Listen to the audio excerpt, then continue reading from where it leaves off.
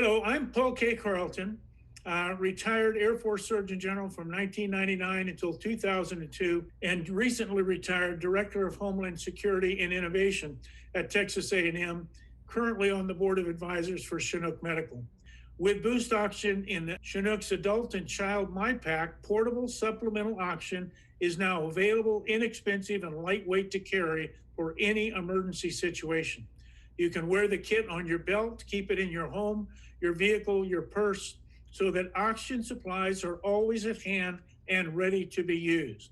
Chinook and Boost Oxygen are both proudly made in the United States. Since 1990, Chinook Medical Gear has specialized in outfitting government agencies, military units, contractors, corporations, adventure companies, and individuals with the latest medical gear.